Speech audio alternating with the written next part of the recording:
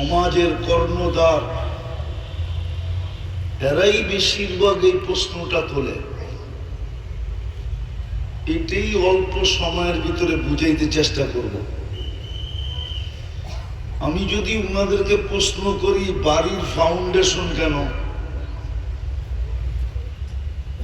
বাড়ির ফাউন্ডেশন কেন, বাড়ি করতে গেলে ফাউন্ডেশন লাগবে কেন? আরে মনে হয় আমার কথাটা বোঝেন নাই।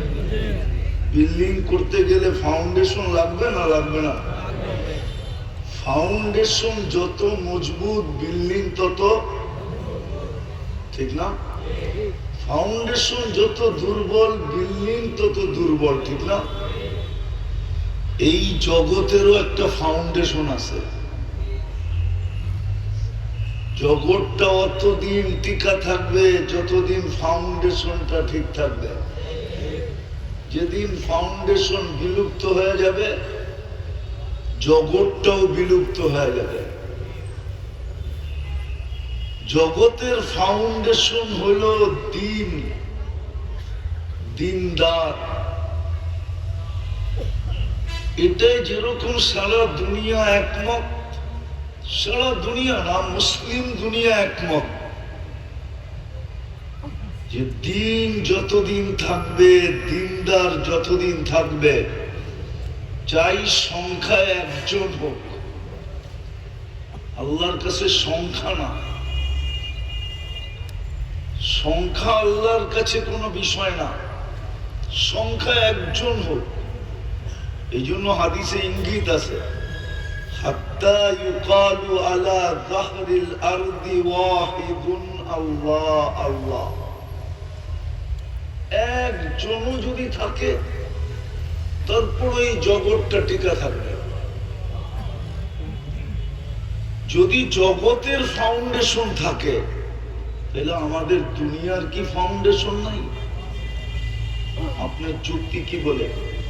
যদি একটা বিল্ডিং এর ফাউন্ডেশন থাকতে পারে, সরকারের পক্ষ থেকে যদি এটার তদারকি হতে পারে,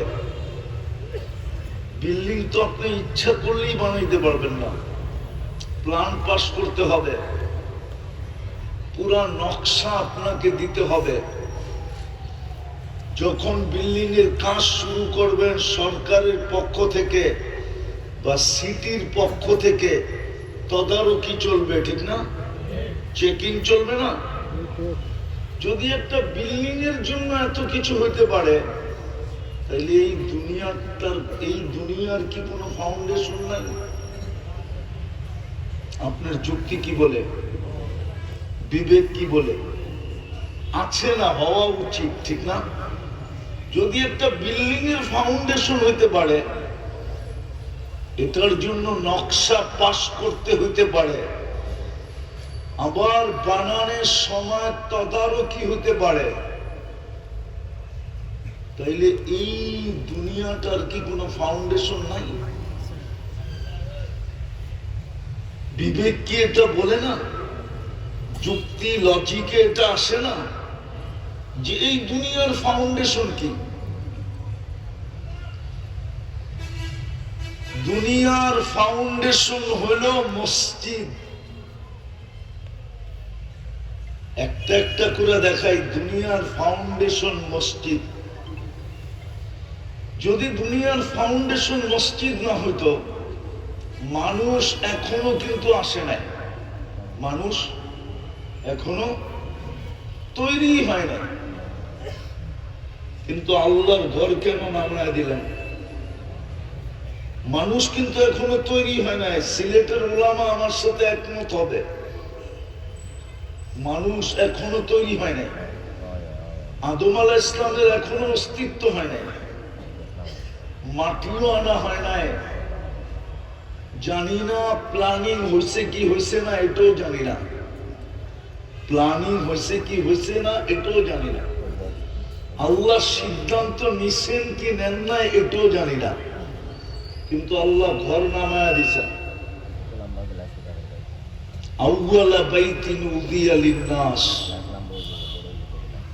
মক্কায় আল্লাহ নিজের ঘরকে নামায়া দিছেন। বোঝা গেল এই দুনিয়ার ফাউন্ডেশন হলো মসজিদ,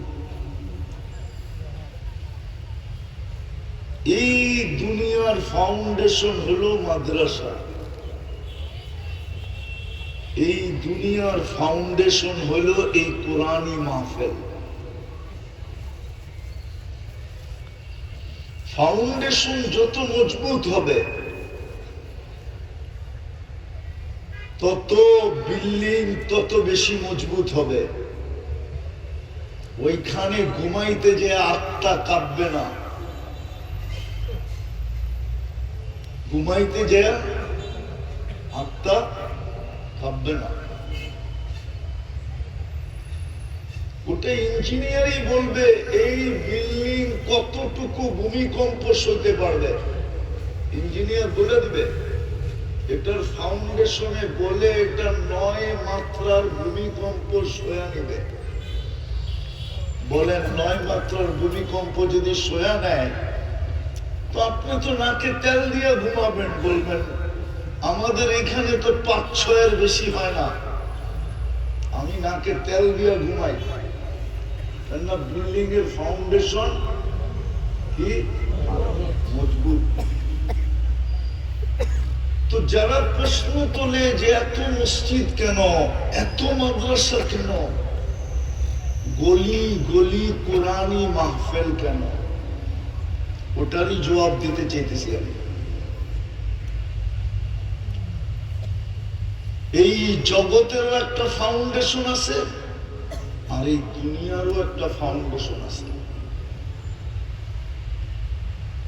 এই দুনিয়ারও একটা ফাউন্ডেশন আছে, আবার একটা দেশেরও একটা ফাউন্ডেশন আছে। দেশ ভিত্তিক জমিনের ফাউন্ডেশন। এই জন্যই আমরা আলহামদুলিল্লাহ বলতে পারি যে বাংলাদেশ নড়ে চড়ে পড়ে না, নড়ে চড়ে কেননা এতটুক জায়গার ভিতরে এত বেশি মসজিদ। বাংলাদেশ কিন্তু ছোট একটা জায়গা। আপনি বলবেন মসজিদের সংখ্যা ইন্দোনেশিয়ায় বেশি। আপনি ইন্দোনেশিয়া কয়বার গেছেন? কয়টা প্রদেশ ইন্দোনেশিয়া? ইন্দোনেশিয়ার 33টা প্রদেশ, 17,800 দ্বীপ। মাত্র 55% দ্বীপে মানুষ বাস করে, 45% দ্বীপ খালি পড়ে আছে। আমি 8 বার গেছি এই পর্যন্ত, 8 বার 33টা প্রদেশে গেছি। মিডল থেকে এক মাথায় যেতে প্লেনে 6 ঘন্টা লাগে। আপনার টেকনাফ থেকে তেতুলিয়া যেতে কয় ঘন্টা লাগে প্লেনে? 12 ঘন্টা, ঠিক না? কি আধা ঘন্টা? 12 ঘন্টা না, কতক্ষণ? আধা ঘন্টা। ওই যে একজনে বলতেছে 1 ঘন্টা, ওইটাই ঠিক। তাও মনে হয় 10 মিনিট বেশি বলছে।